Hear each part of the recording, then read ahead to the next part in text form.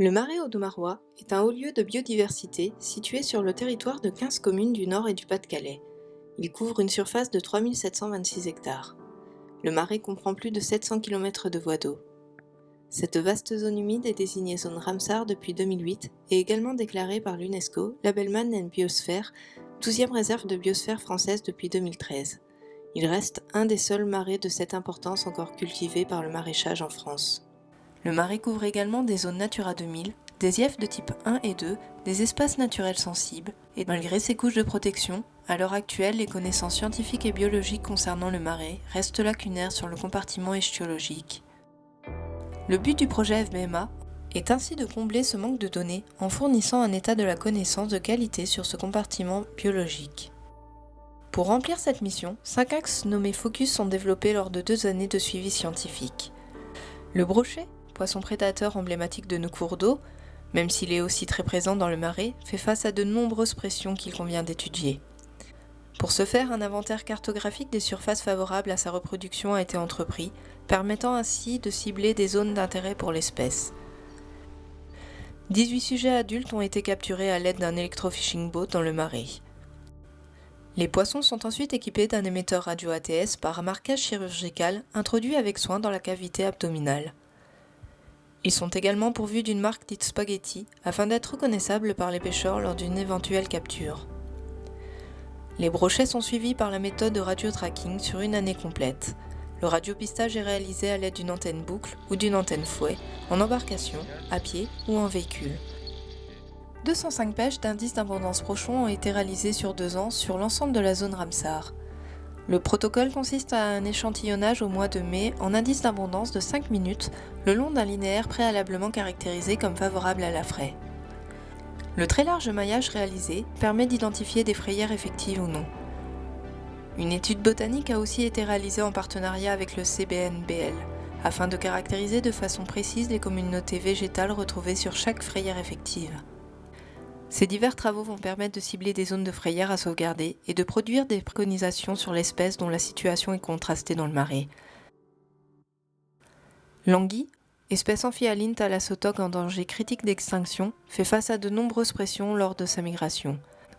Or, le Marais peut remplir toutes les conditions d'une zone de vie et de grossissement importante pour l'espèce. Pour étudier son arrivée dans celui-ci, un suivi à l'aide de flottang a été réalisé sur 2 années et 18 stations entre début avril et fin juillet en vue d'étudier la cinétique migratoire ainsi que les points d'attrait ou de blocage de l'espèce. Comme par exemple au niveau de l'écluse du Haut-Pont au nord de Saint-Omer, un petit ouvrage non équipé mais pourtant liste 2 prioritaire anguille. Ces engins de piégeage passif sont fabriqués avec des couches de géotextile et sont sélectifs des classes de taille entre 60 et 150 mm. Le prélèvement d'ADN environnemental est une méthode d'expertise novatrice de plus en plus utilisée. Cette approche prend tout son sens dans le milieu particulier et le dédale de voies d'eau qu'est le Marais.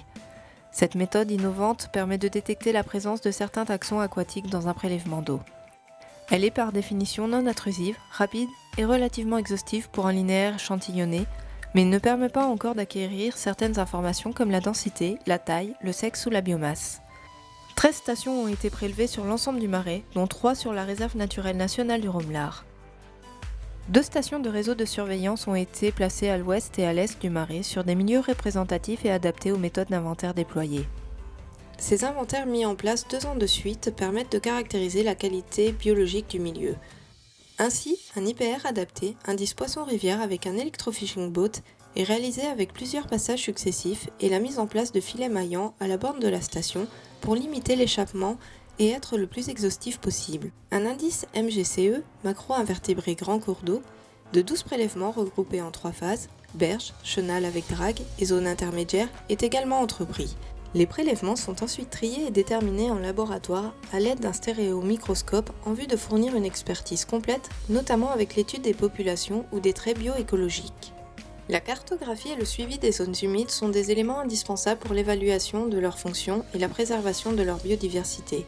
Il s'agit donc de caractériser le potentiel du Marais via la photogrammétrie haute précision, la thermographie infrarouge, la topographie et l'étude des réseaux hydrologiques. Ces données ont pu être acquises lors de survols en ULM en partenariat avec le bureau INGEO. Grâce à la transversalité de ces 5 axes et à la compilation et l'analyse des données obtenues, L'étude FBMA a permis de produire un état de la connaissance piscicole faisant office de base solide pour des études futures. L'établissement de préconisations de gestion adaptées à ce milieu fragile si particulier sera également utile au tissu des plus de 16 partenaires techniques ou bénéficiaires œuvrant dans le marais.